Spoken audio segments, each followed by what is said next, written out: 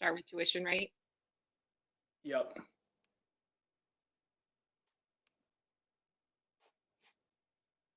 Everybody see that okay?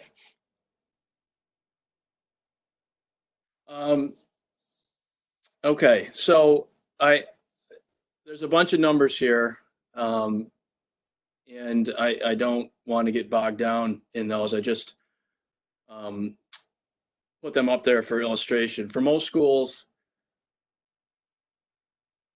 and I apologize if I look to my right because I can't see that very well, so I'm going to look at my bigger screen here.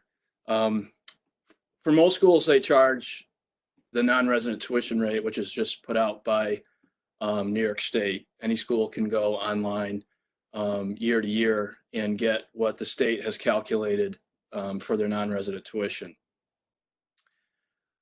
As you can see from the schools that have gone to an alternate tuition rate, it's not out of the ordinary to have a non-resident tuition that's significantly less, especially for districts like ours and Bolton, smaller districts that don't get a lot of state aid. And there are tons of nuances that go into what goes into those New York State rates, but suffice it to say that, you know, somebody's not going to pay $48,000 to go to Bolton.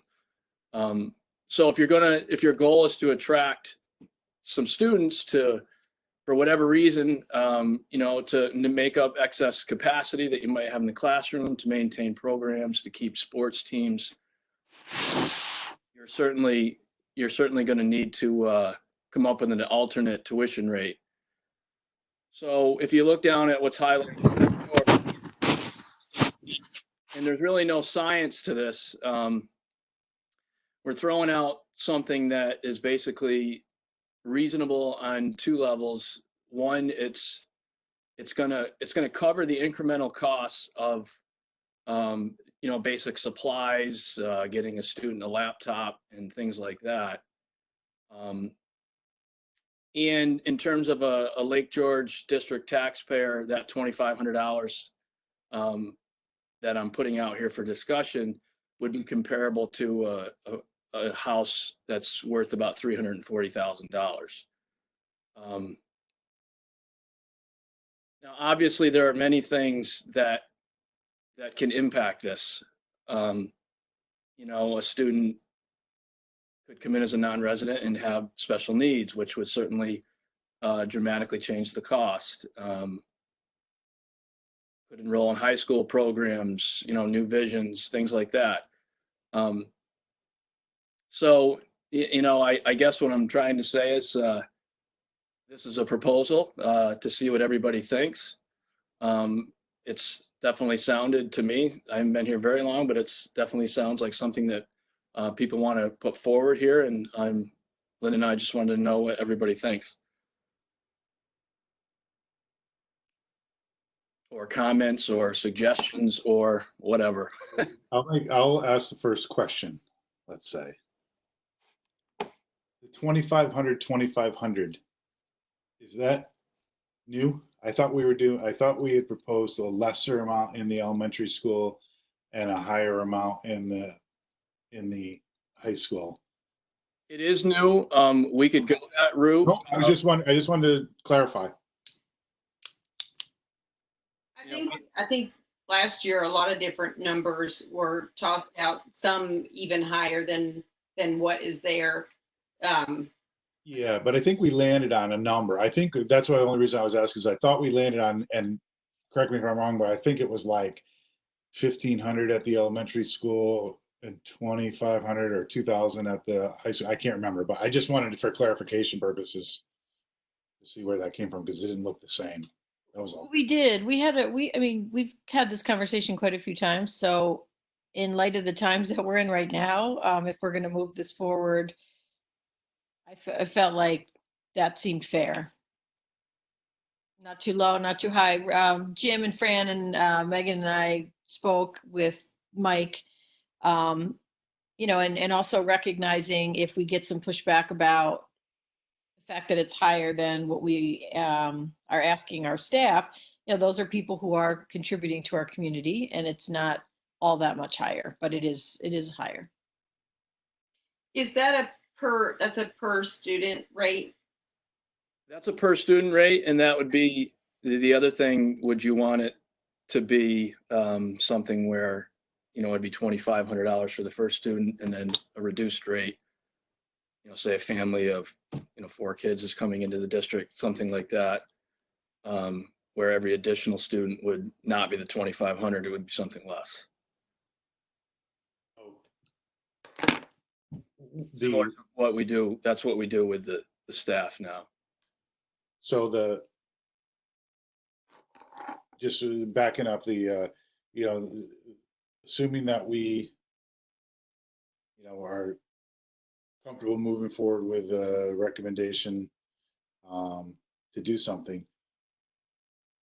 We've talked long and hard about, policies around this and procedures and making sure that, we've got a way to make sure we have capacity in grade levels and cohorts, and that, we've got a way that we're going to manage it. Is operationally, we feel we're ready to, if we were to move forward with making a recommendation for reduced tuition, that we're operationally in a place to manage the implementation of that.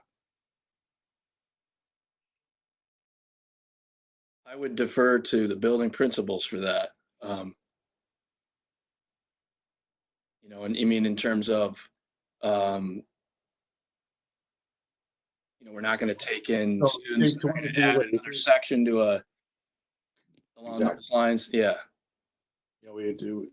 We've talked in the past about identifying, okay, we can take this many kids into this cohort, we can take this many kids into this cohort, and analyzing that kind of on an annual basis, so we're not getting, so we understand.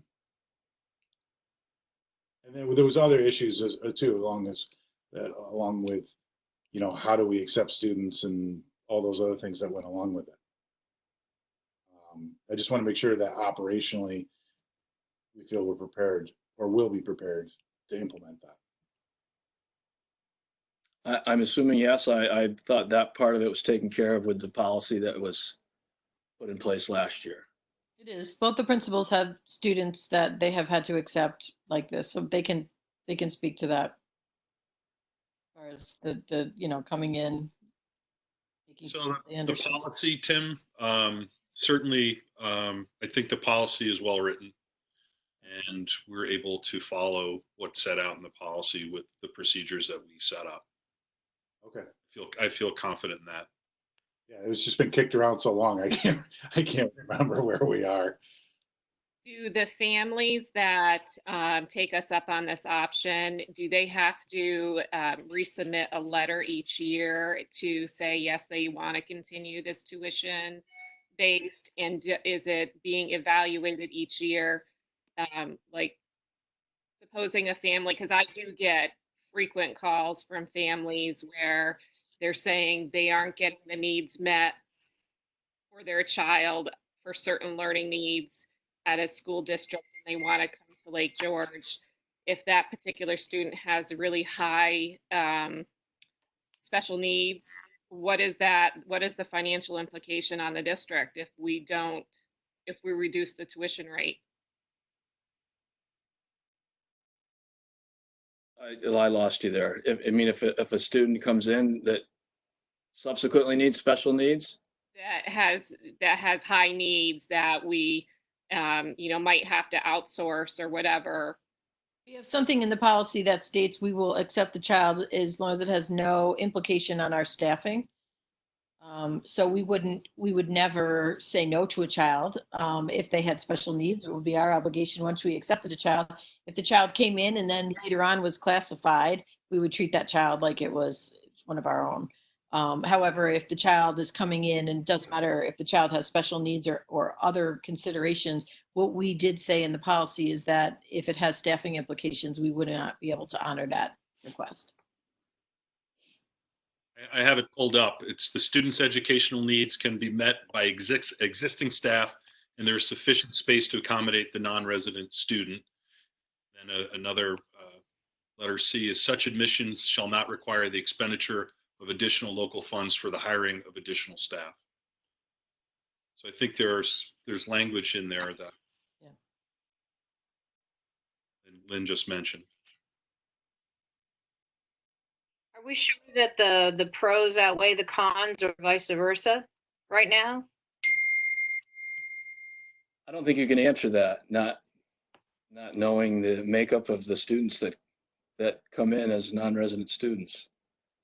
But I mean, thinking about what could happen, I mean, it seems as though the reputation for Lake George and their special ed program is, as far as I know, still well known and well respected. And you drop the tuition and we could really get slammed, it seems. I mean, and especially with the declining enrollment that we're facing, have we looked at all sorts of staffing options as of yet, or are we just beginning that? Are you talking about a separate budgeting topic related to staffing and declining enrollment? Or Yeah, I guess so. Yeah. we are addressing that, and we hope to formalize an attrition projection, so to speak. You know, looking at 5 years, and we're looking hard at you know, the retirements that are coming up and how are we going to handle those. So yes, we are addressing that. What is the cost to send a student to a New Visions program and some of the other programs that we offer in the high school? I was afraid you were going to ask me that. I don't know that off the top of my head. I'd have to check. What is the policies rate? About 12,000, 14,000, somewhere around there? Yeah. Might be less or more, but it's around that price point. In regards to Tim's question and Lynn King's follow-up, in regards to staffing, it's definitely a consideration K-6, and Jim can speak to if you have an elementary class size of 14 or 13 or, something of that nature, is what is the district's feeling about how far that would go. At the junior, senior high school, the staffing implication, there's a lot more flexibility. So that cohort question that Tim asked is less of a 7-12 matter and more of a K-6 matter. I mean, it would have an impact 7-12 if we do get a ton of kids. However, it's more of immediate concern K-6 in regards to staffing. But it's on. My question, I think Jim, when he pulled it up, answered the question. It's pretty well outlined in the policy there. You could deny admission if it was implications on additional staffing. Yes. You have to be able to accommodate the student within the existing structures. That's good. Mm-hmm. And if there's sufficient space to accommodate a non-resident student. So that gets at what Fran is talking about. Did you say, Jim? It says the student's educational needs can be met by existing staff and there is sufficient space to accommodate the non-resident student, which is what Tim was asking initially, I think. So the policy is well written and allows us to establish the procedures to make those determinations.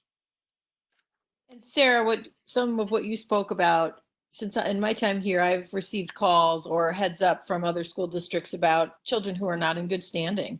And we also have allowance to say, if you're not in good standing, I'm sorry, this would not be the place that we would be interested in hosting. And if the child comes here and is not in good standing, we've also worked through that as well.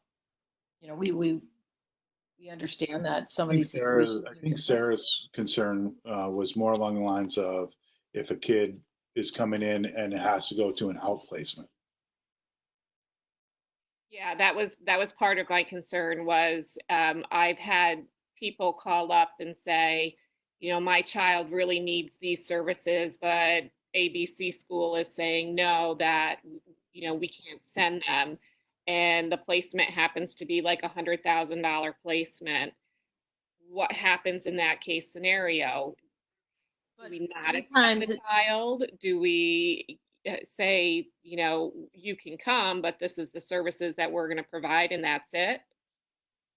But a lot of times those requests are followed up with a call from the district, Tim, to say to me, this child needs an out of district placement. The parents would not like to do that. They would like to try your school to see if we can avoid that because the child is having some social emotional challenges and they're not able to meet them in the least restrictive environment. So there is some correlation sometimes to those phone calls, or friends.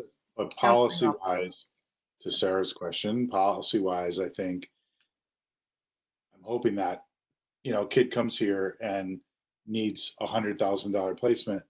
Our policy allows our administration to say, we're sorry, but we only accept students that we can accommodate with our existing staff and programs. There used to be something about district of origin, or did that pertain to something other than special ed and out of district placements?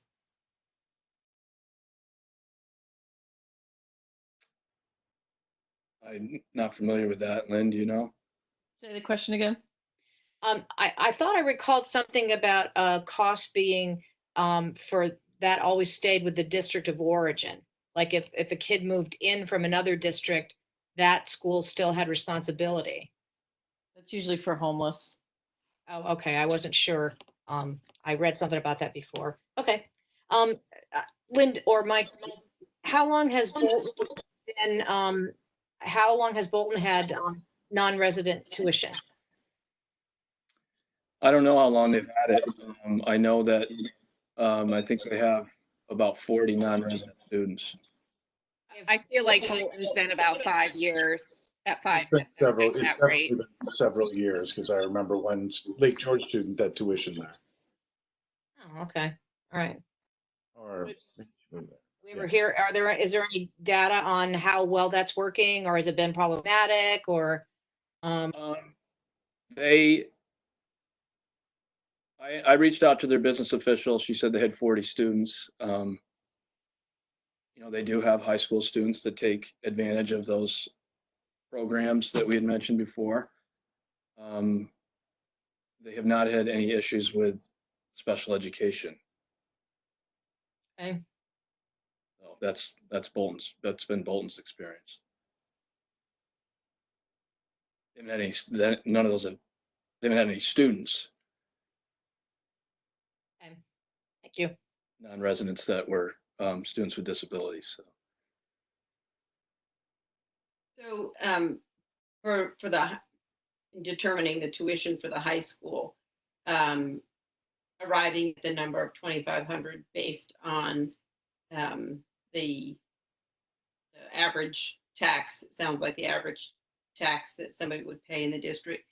Do we feel like because so many kids in our district take advantage of some of the BOCES programs, is 2,500, are we feeling like that would be enough to cover the cost for somebody who comes in as a tuition student into the high school? Again, I don't know how I can answer these questions until we go through a year and see how many students. There's just too many unknowns. Okay. I was trying to put something, or we were trying to put something out that's, in the ballpark of what other schools around here are doing, and actually we're higher, that are in a similar situation. And knowing that we have already allowed our staff to bring their children. So, you just, that weighs on me of being able to answer to a parent about if all things kind of somewhat being equal, we have a wonderful staff member who brings 2 of their 3 of their children for this price and someone brings their child for this price, but they're both getting new visions. I would have to answer to that. So I need to feel comfortable with whatever we decide, as do you. Long term, the people that we leave this practice or policy to. I just wanted there to be somewhat, so I need it to be somewhat balanced, and I hear what you're saying, Katie, I think, which is, and I have concern about that. If we have all of the students that come in eventually go to a New Visions program, what's the cost per student? So we're taking in $10,000, but we're pushing out almost $100,000. We get 8 on that. What would some of those scenarios look like? So Okay.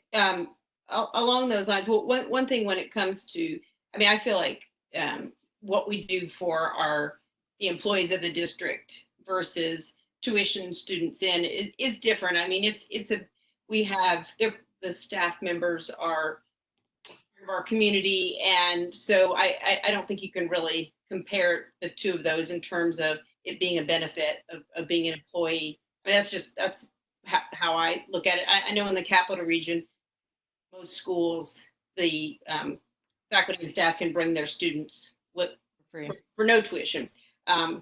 But so on that topic, that's just my thoughts on that.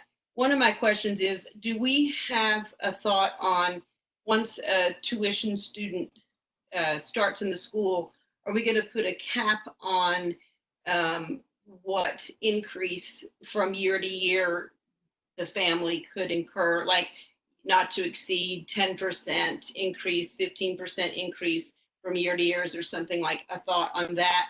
And my other question is, so once we get this rolling, we realize that we have significantly made this tuition significantly low, and people be grandfathered into what they've started, and then new people coming in be higher, or vice versa. We realize, this was a little bit high.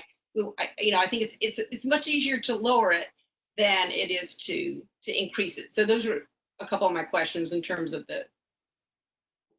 we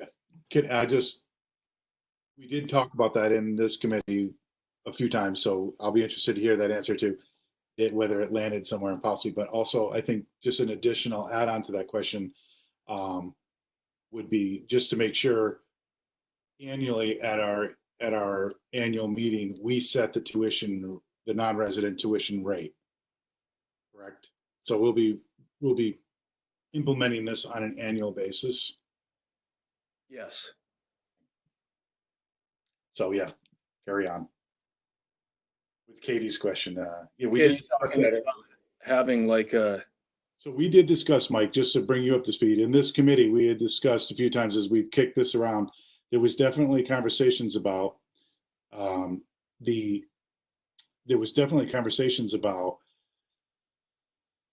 okay, somebody comes in at $2,500, and then next year we realize, oh, that doesn't work. Okay, now it's $7,500. Is there any, or yeah, you know what, forget it, we're going back to the state rate.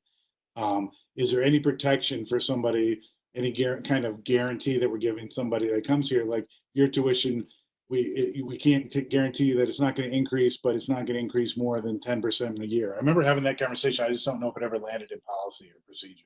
I'd have to look at the actual contracts that, I don't know if that's in there, Sarah, when a non-resident student comes in to the district.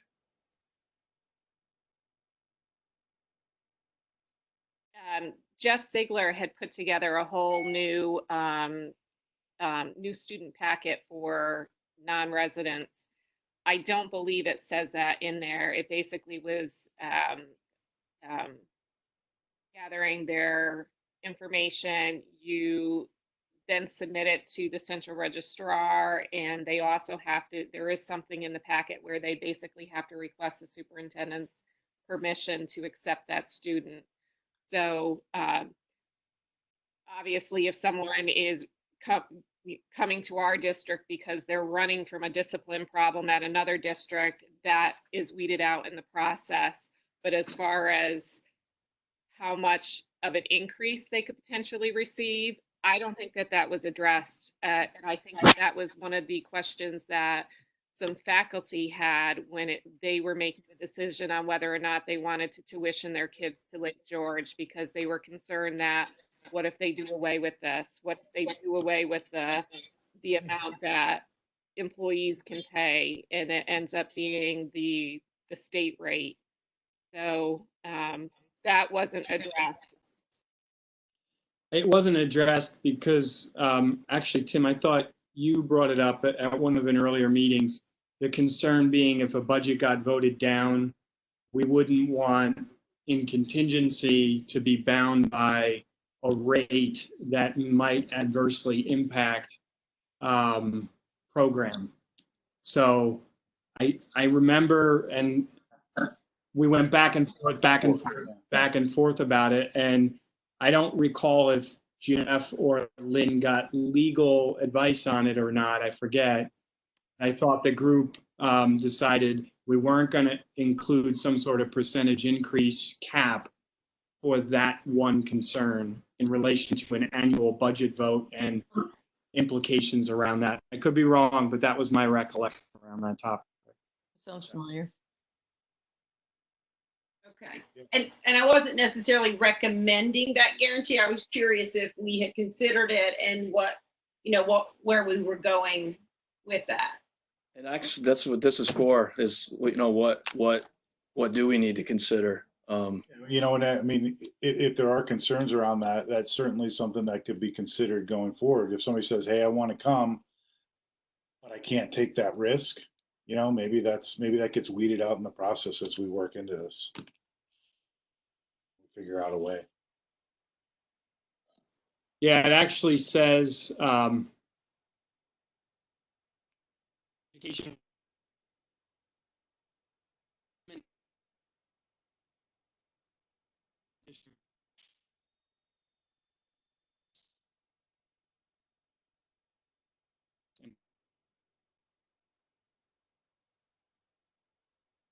I didn't get most of that, Fran, because you were breaking a lot. I'm sorry, Lynn, say that again. I didn't get most of what you said. It was breaking up a lot.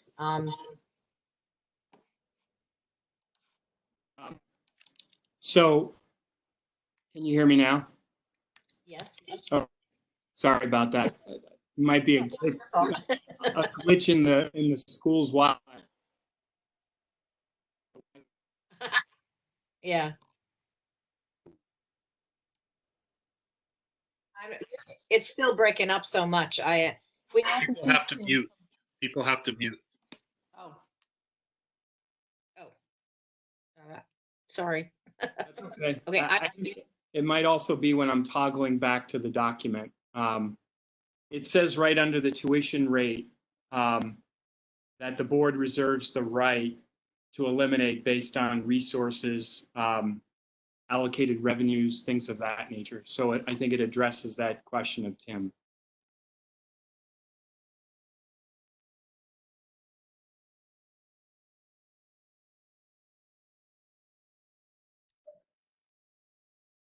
Thank you. Got really quiet when everybody hit mute.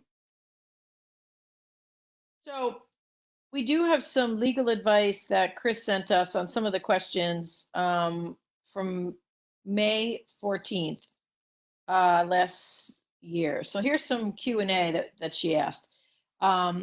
If we enroll a student who has or ends up with an IEP for an outside placement, a one-to-one aid, which could easily happen, or other items that will cost additional money, are we able to bill the district of residence? No. In summary, no. Since you're contracting with the parents, not the school district, the home district has no responsibility whatsoever.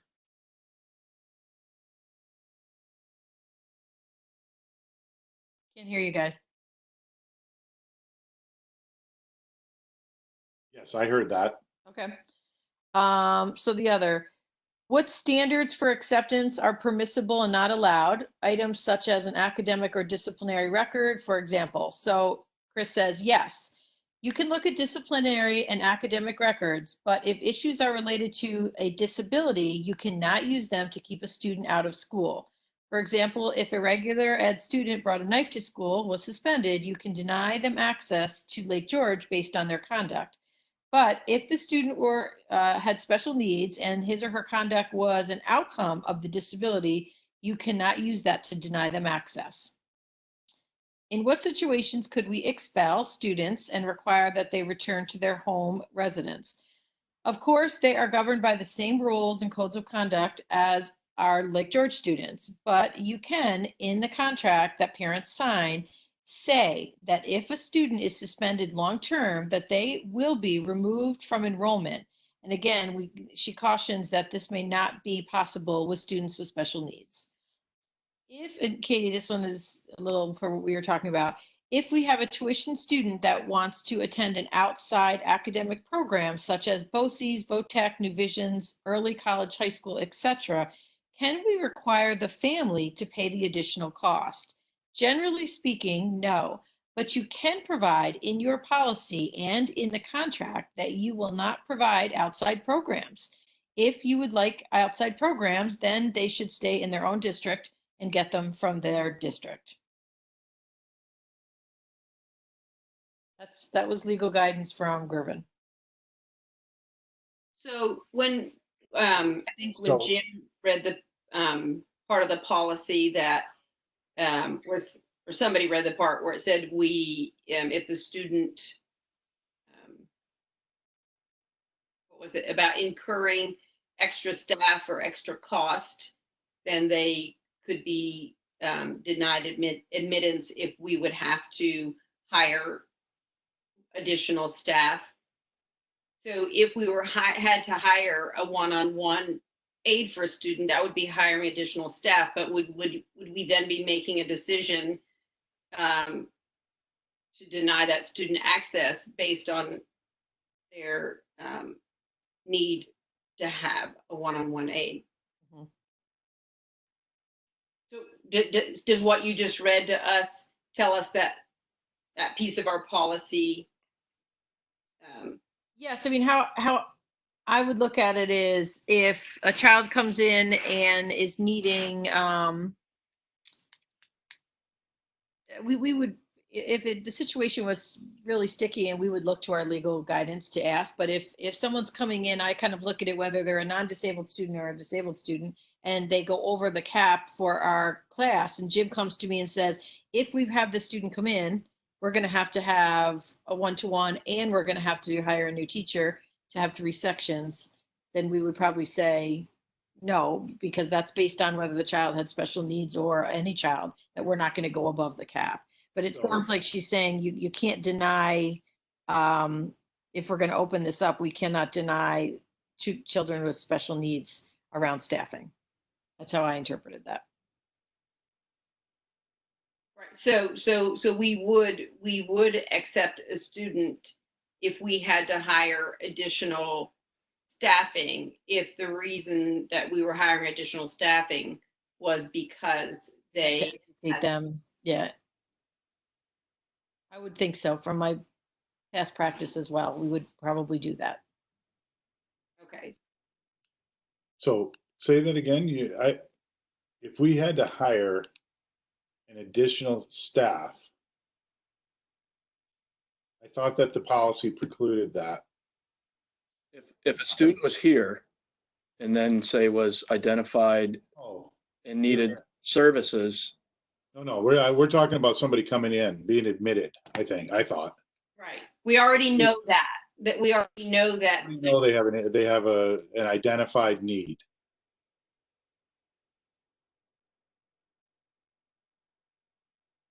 And in their home district, they have a one-on-one aide, and they're applying to Lake George. So we would know on the front end that is an example that they have a one-on-one aide, that we would have to hire an additional staff member for that child to come here. And our policy saying we don't, we would not admit a student if it would cause us to have to hire additional staff. I think that would be a very slippery slope, because ultimately we would be denying a child. yeah, I feel like that's an ADA. I would agree. I mean, I would agree. If The difference then about a if kid it's going, related to a service and not an actual classroom teacher, I would say if it's a classroom teacher, if that child's putting us over as far as numbers, That wouldn't be an ADA thing. That's not, we're not going to have a whole new section. But if it's a one-to-one, or if it's a speech therapy, or if it's, something unique to you, if we denied that child access or to come to our school, I think we would have a American Disabilities Act challenge with us. I'm wondering if the language in the policy does need to be changed, though, because it can be read so that, basically we are hiring someone and having those legacy costs associated with that student because we've taken them on.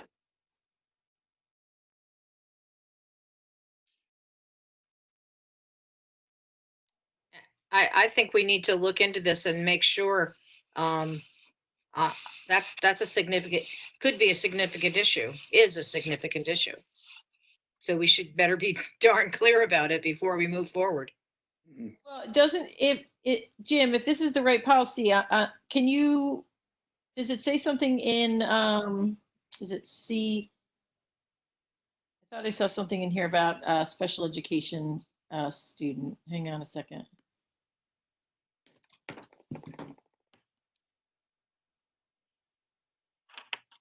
In making determinations regarding the admittance of non-resident students, the district will not discriminate on the basis of race, color, religion, disability, or other legally protected categories. So that, Lynn, it would fall into it.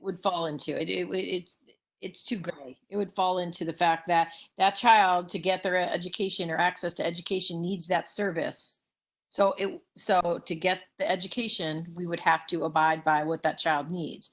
So for us to go against that would say, well, we'll accept you, but you have an IEP, and we can't give you those services, and we couldn't do it. Okay. We'd have to. Okay. Lynn, is that policy 7132 that you're referring to? I'm looking at.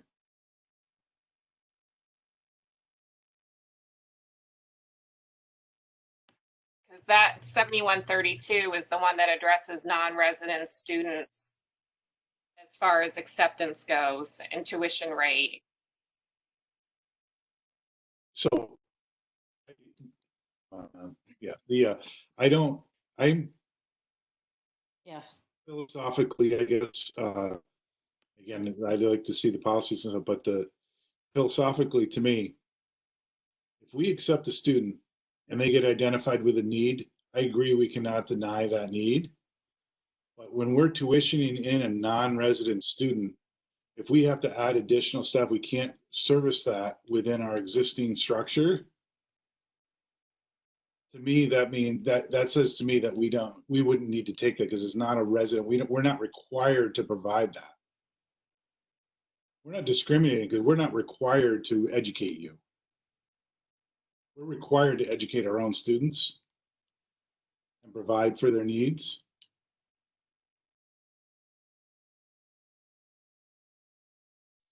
I think once we move forward with the policy, and again, this is where we would need some more guidance, but once you open it up. Right, but our policy is that we're not going to expand staff to accommodate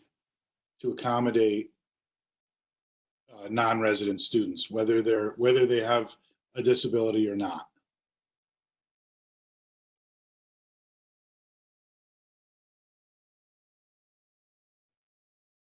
I mean, we're not, if we get a whole bunch of gifted students, we're not going to add additional gifted and talented teachers to provide for their needs.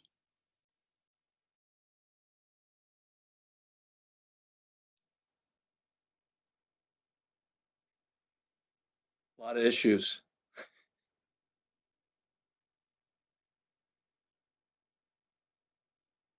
And we've discussed, Micah, this has been going on for, Yeah, I wasn't sure how to jump in.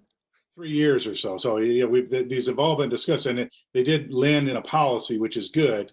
And I think just rehashing that to make sure we're all still on firm footing is probably a good idea before we move forward with expanding it more than it already is.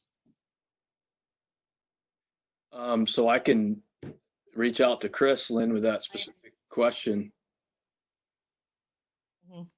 In that scenario, just see what our, I think adding on to that question, not regarding disabilities, is the other outside programs. So I think there's two scenarios there that I see is you have a student that wants to tuition in and go to New Visions, and we know that. We say no, because that's outside of our programs. But then you have a student that comes in and they're already a student here and they say, okay, now I want to go to, they've been a student since elementary school and they say, now I want to go to New Visions, and they're a non-resident student. Is that available to them?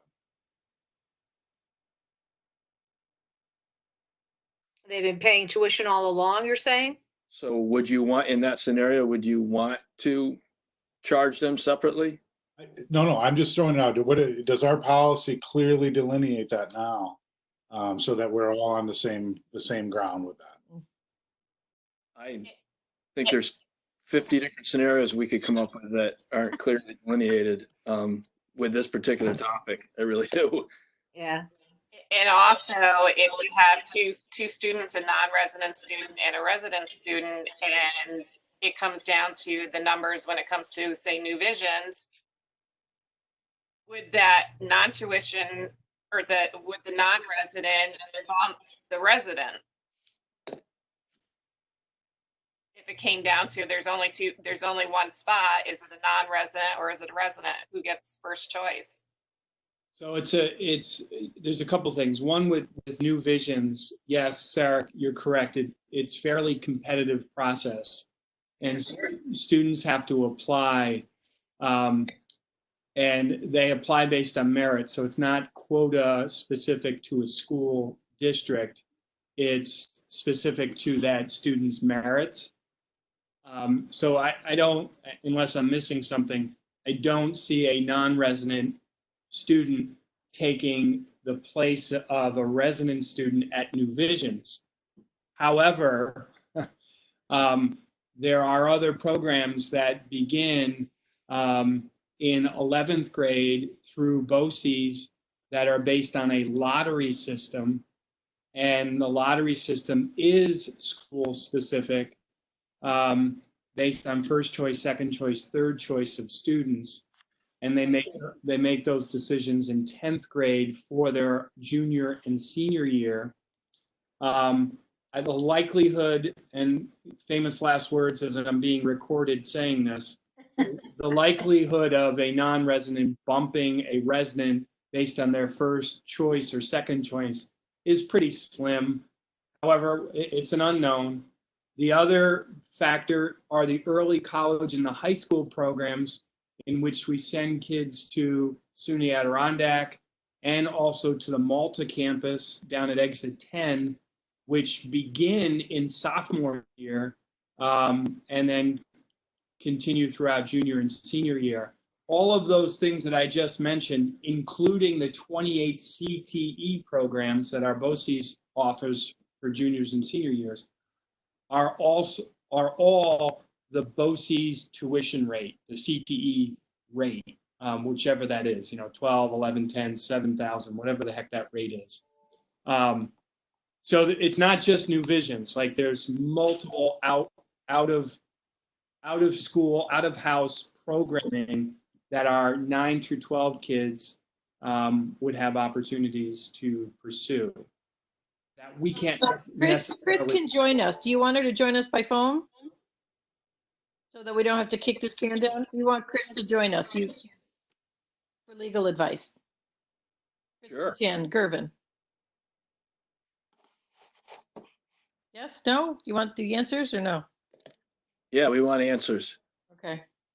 Hey, Fran, another thing when you were talking that I was thinking about was, that maybe a consideration in policy or procedure is, for outside programs like New Visions or early college, high school, what if you had like a 2-year waiting period or something? You couldn't tuition in, but if you tuitioned in, or maybe you couldn't do it in the same year, you tuitioned in, maybe you had to be here for at least a year before you had eligibility to join one of those programs.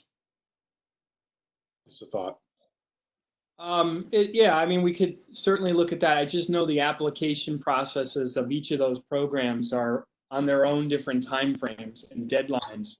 And BOCES now requires, Mike knows this, he learned it this year, a soft number given to BOCES in, when was that, December or January, Mike? So we Back in December, yeah.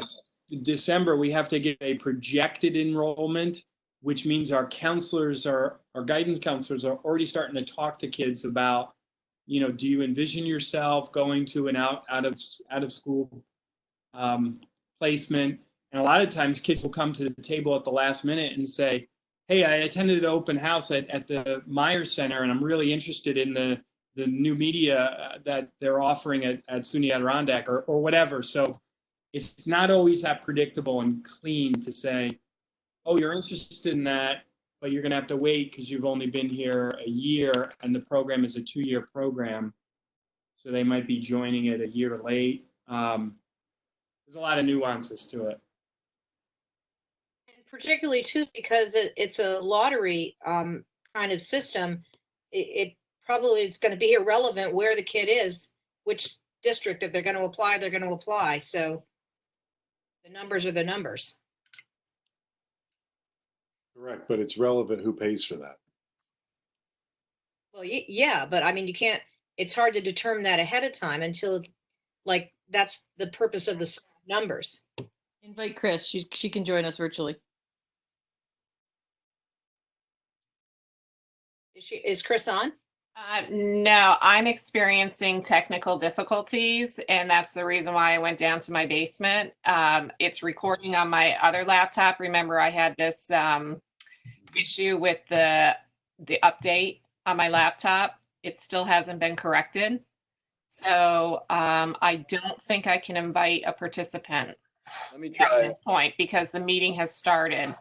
What I did, Mike, is I did add you as a presenter, so you should be able to present now. Okay. She's here. Oh, is she? Did someone send her the link? No, I put her on phone. It's easier to put her. So ask if you can you hear her? Go ahead. I can hear. Hello. Oh, hi, Chris. Or yeah, hi, Chris. I can hear.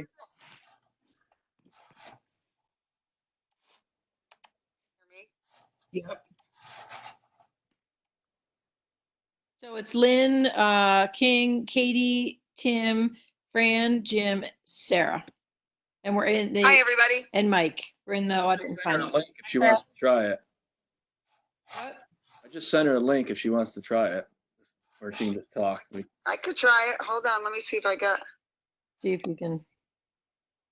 All right. Hold on. I'm getting better at this. I'm not great, but I'm getting better at it. We all are.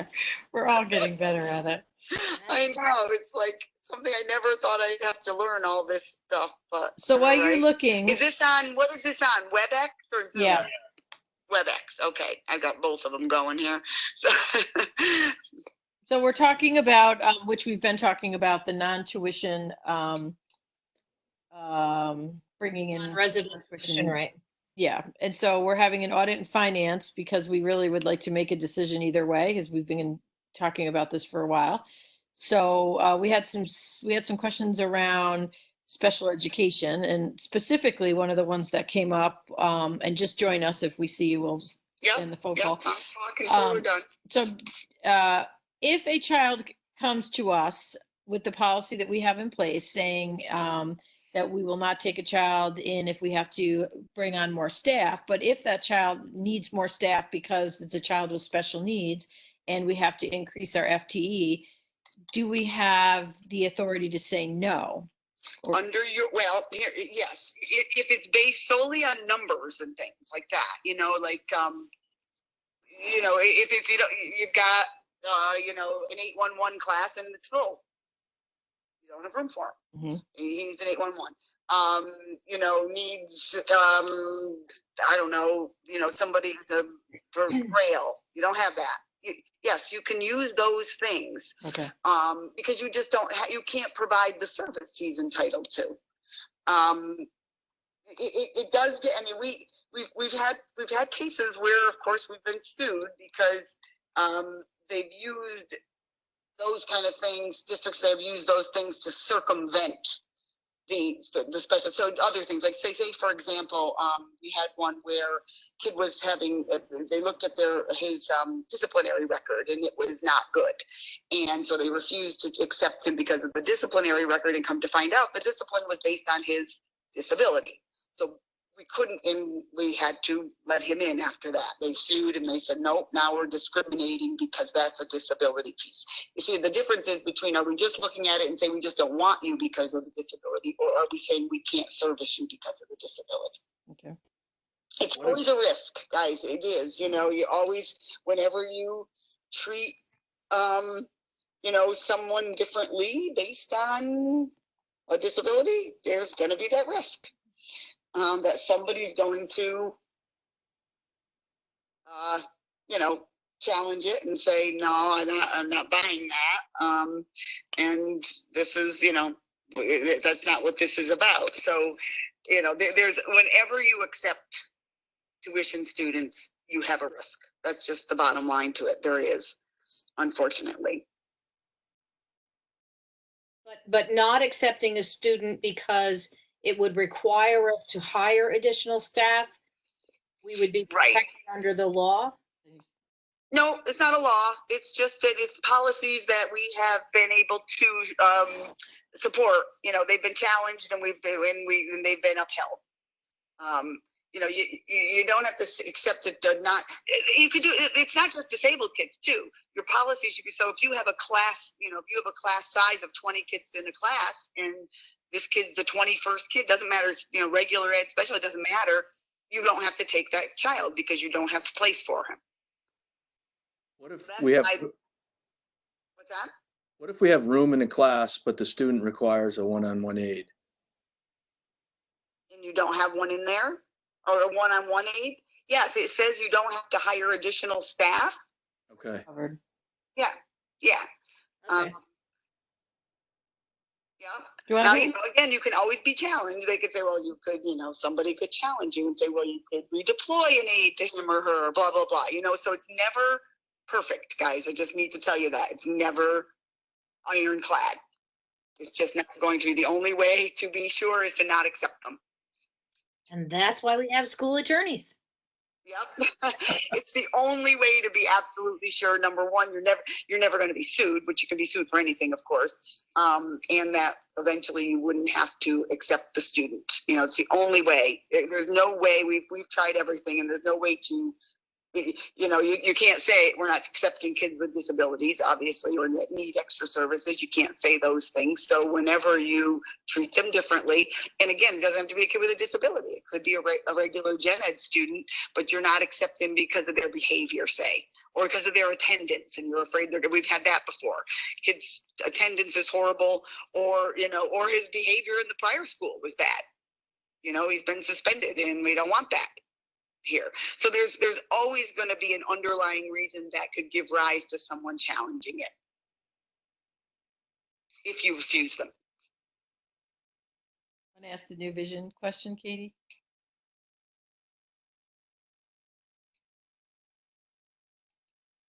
Katie muted. Yeah. Well, my question was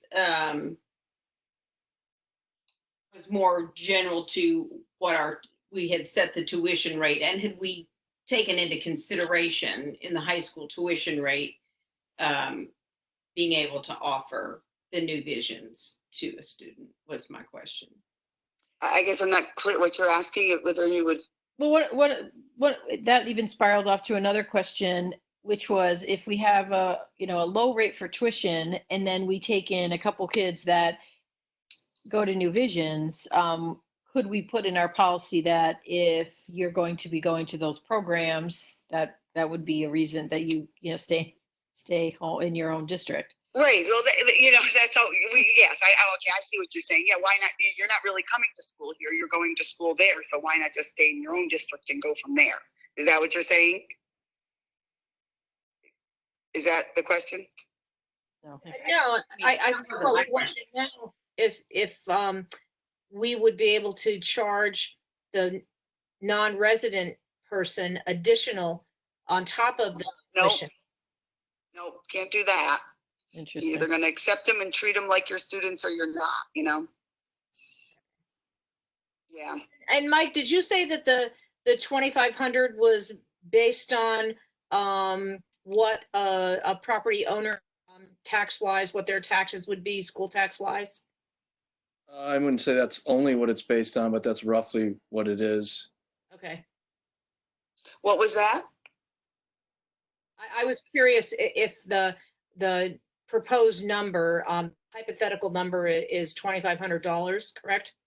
And I was Oh, wondering I see. if that was, if it would be, you know, comparable to what a property owner would be paying in school tax. I mean, so there, it's I like, see. Now, are you just using a dollar figure you came up with, or are you using the formula? We're using a lower dollar figure, kind of similar to some other districts around here in similar situations. And some are even lower than that. Yeah. Some of your surrounding districts, yeah, some of them are really low. They're just trying to get bodies in the door. Right. That's what it all comes down to. What is the goal of the policy? Which is all good until you have that one really expensive student. You know what I mean? Like the tricky parts of this too, that not nobody thinks about, but that arise is, okay, you bring the student in and they're a gen ed student. They fit right into your third grade, no problem. Well, next year they need some kind of service. Now, are you excluding them? That's where it gets tricky. You know, it's just a question of whether you want, and do those things happen a lot? No, they don't. They really don't. Even in the districts that have a lot of tuition kids, and that's a big portion of their population. But it does happen, and it's a question of, are you ready? You know, are you willing to take that risk? so when a non-resident student is tuitioned in, are they responsible for their own transportation to school daily? Yes. Okay, thank you. Yep. You can't provide transportation to kids outside the district. Ooh. Okay, thanks. Wanted to double check. Yep, parents have to pick them up, and that applies to if they're in extracurriculars, you know, all of that. If they need to be driven back for practice or home from practice or from a game, parents are responsible for that. And if you decide to do this and all, I recommend having a very short little tuition agreement. You know, so the parent, Mr. Ziegler helped us with that. okay, all right, good. He did some research for us. That was on his task. Okay, great. Yeah, just to make sure they sign. And I would have them re-up every year. Ah, good one. You know, because if something changes, you know, especially, you know, again, you're taking out the whole special ed concern. It's just your gen ed. You know, do you have an influx of kids in a certain grade? And you can't have another student from outside. It's going to be one of those things. You should also address things like, you know, just because, you know, are you going to allow, or are you going to guarantee all siblings will be able to come? You know, so the oldest one comes, and then, you know, are you going to say, well, we will guarantee all siblings or not? You could just address it one way or another. Most say nothing's guaranteed. Mm-hmm. You know, so there's little bits and pieces that if you come to this, I could take a look at what you're looking at. We'll send you what we have, because we started last year with faculty and staff, and we so I think you looked at it last year, so we could send it out. I think so too, Lynn. I'm sure I did. I'm sure I worked with Jeff on it. I just can't remember, to be quite honest. I don't know why. There's nothing going on right now. Does anyone else have any? This committee last year, could you also send me that, Lynn? Sure. Yeah. Okay, thank you. Anyone else have any questions for Chris? Okay. Well, I'm All right. here, Lynn. If anything else comes up, guys, just give me a call back. Thanks. Sorry we couldn't get you on virtually. I know. I couldn't get it. I'm sorry. That's okay. I'll talk to you soon. Bye. Bye. Thanks, Chris.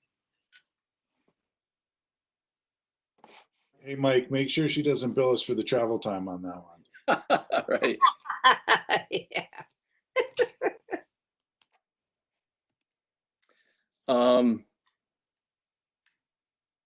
So what's next? in relation to this. I think we have more work to do before we move forward with a recommendation to the full board.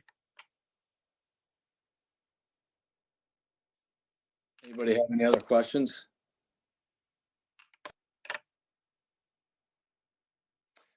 Sarah, did you say I was sharing now?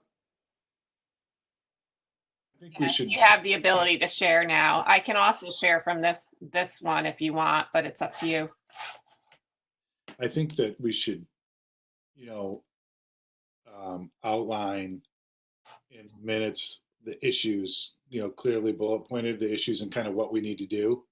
What is it that we need to do to get to a decision one way or another?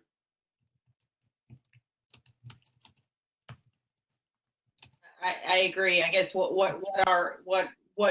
do we need answers to? And So why don't you everybody give me those bullet points right now and I'll write them down.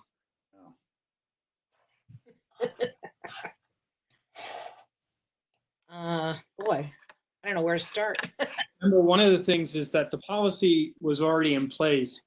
This committee is just looking at the tuition rate. So, the policy kind of addressed a lot of these things, and I think Chris more or less answered the concerns around incurring additional costs.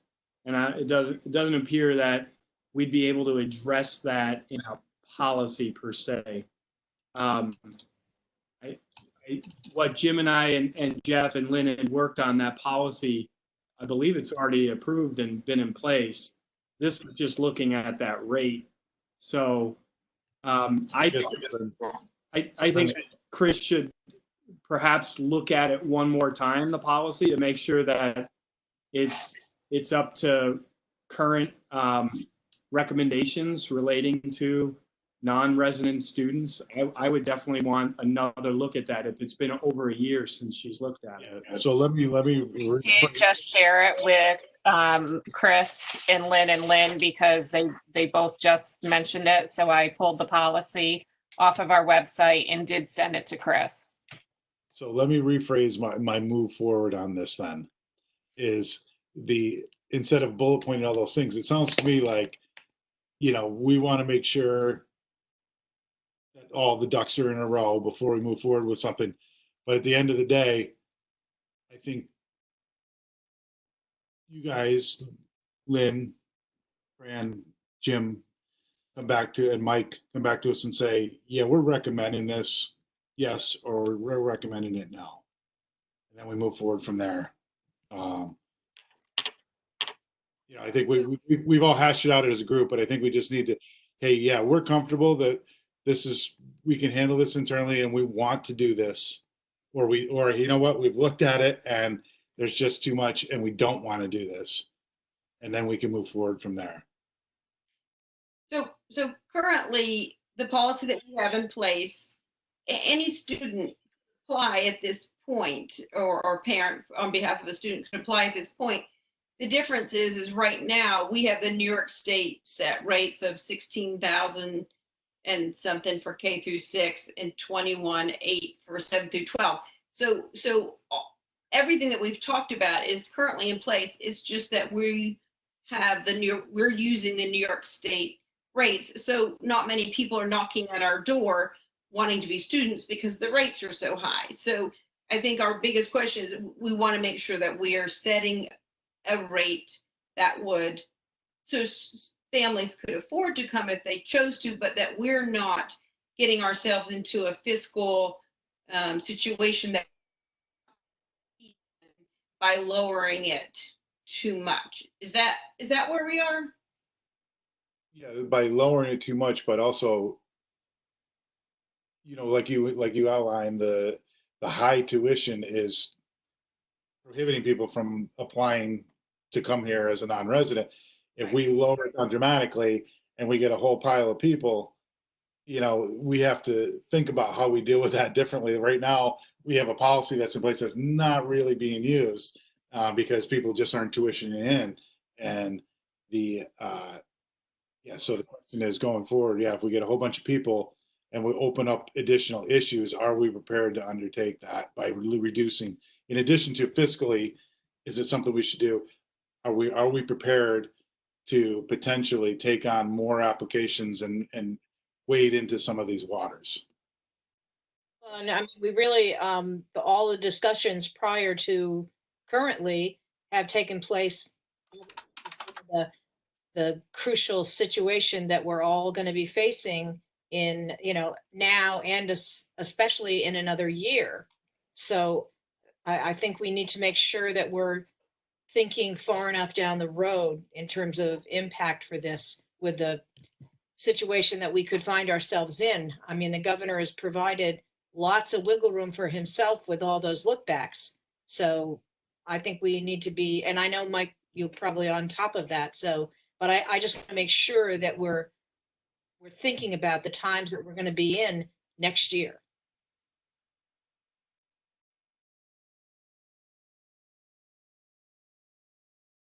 So I'll have Chris. The first thing, I'll have her take another look at the policy that was created the last time around. Yes. Move forward from there. Okay. We're also going to send her the intake packet that we have the principals work through with the parents, so the agreement, so she can look at both of those. Okay. Okay. I can, the treasurer's report, there's really, I want to spend more time talking about the last thing on the budget. But as far as the treasurer's report goes, nothing out of the ordinary, and this is for March. State aid received of 461,000, another 72,000 in homeless aid for the prior year. BOCES aid of 106,000, and we transferred 850,000 from our investment funds. Our revenue and receivables and collections are 100%, which is exactly where they were at this point last year. What we've expensed or encumbered is 91%, which is 4% less than what we were at last year. But that's because we're in an unprecedented situation right now. The last thing on there is a budget update. Sarah, can you open up the linked spreadsheet there? The estimated impact? Yeah. Yes. And this is just food for thought as we think about this stuff over the next few weeks.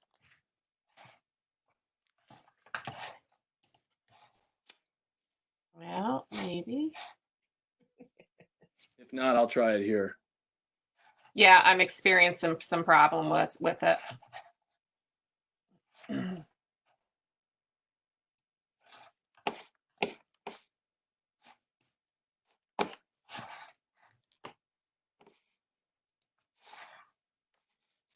Anybody see that yet? Not yet.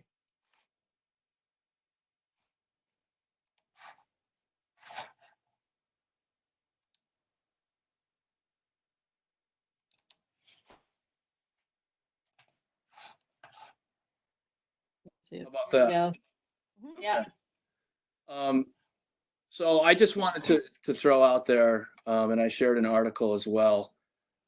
That was a great that was a good article, Mike. Thank you. Yeah, you're welcome. 0% tax rate, what that would do to us. And in the first column, basically what I did was I took the average tax rate, which is 1.7% that's over the last 4 years here. And the second column, where it says start at 0, you can see if we did that, we're locking ourselves into in excess of $300,000 less, every year, basically going forward. And, I just wanted to throw that out there. I mean, especially with a district where we don't get a lot of state aid, which we're in some respects very lucky in this situation. and most of our revenue comes from taxes. So hopefully we can meet somewhere in the middle, I guess, as we think about, what our tax levy is going to be.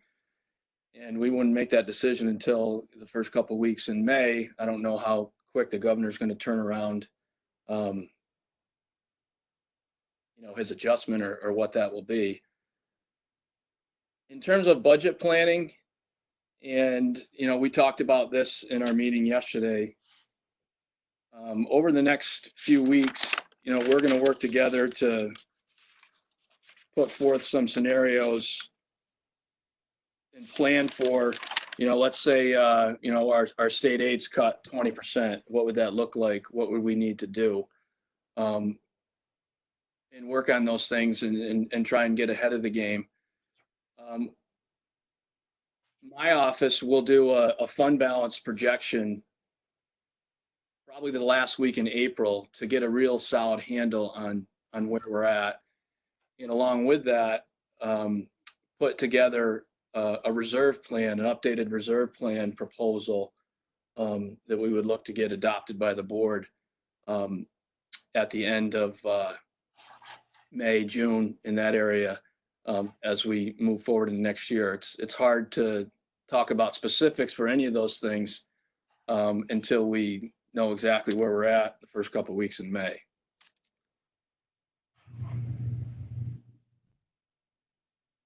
Anybody have any comments or anything? Do you look at any kind of data that gives you any indication of the community's individual members' ability to pay? Like if we did that with the highest levy, do you look at any different data that would give you an indication of how healthy the community is in terms of paying that? I don't have any resident data or anything like that. No. I'm just curious. No, I'm just looking at historical tax rates in Lake George and kind of what's been done. And I'm not in any way suggesting, 1.7. I'm just using that because that's the average over the last 4 years. Right, right.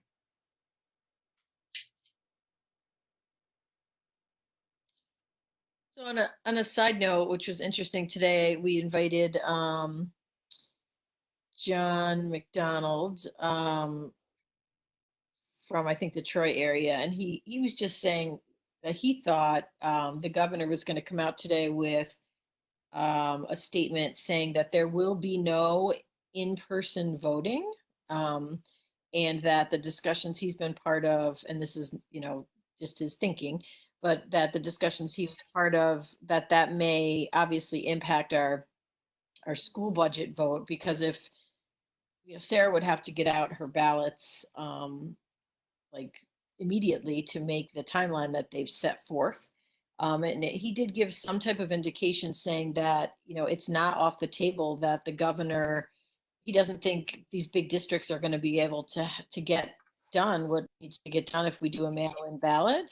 And he said that, he wouldn't be surprised if the governor at some point said that he's going to allow the elected officials, the school board members, to vote on the budget.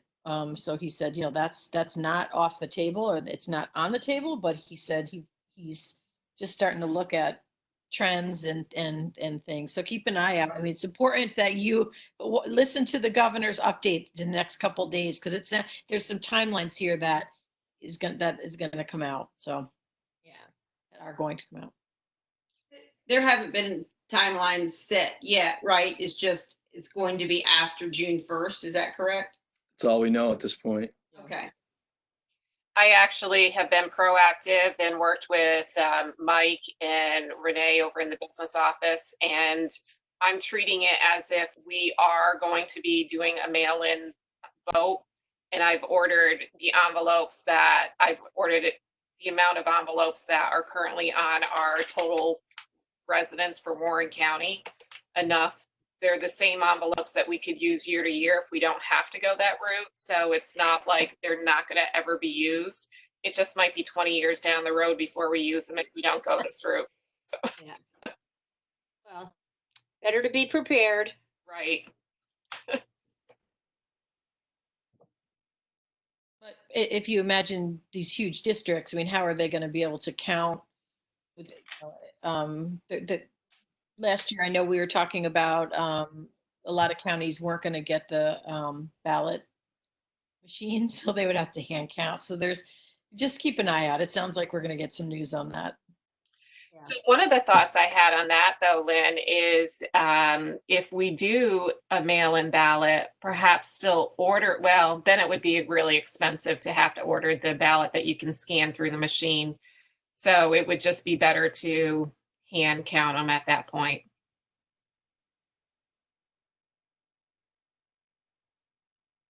So Mike, you said that we're going to put together, when we talked about the scenarios, do you want to get back together with Audit and Finance to go over those before, so that they have, they can respond and react to it? Yeah, I would hope that, you know, in early May, we could get together after we know exactly what the hit's going to be, and then talk about it. Yeah.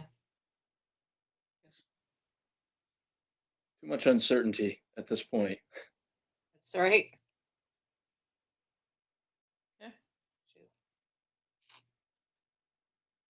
Anybody have anything else? That's all I have. That's all? That's it. Thank you, Mike, for all your work on this. And it's a lot going on, and you are appreciated. Yes, absolutely. Good job. And principals too, and Ms. Rutnick. Thank you. Thank you. Thank you, everybody. Have a good Thank you for being proactive for us. All right. Take care. It's going to be a lot of work stuffing those envelopes, so I might be calling all of you guys. Okay, we'll do it. I'm going to move out of district. Yeah. All right, bye, everybody. Bye. See ya.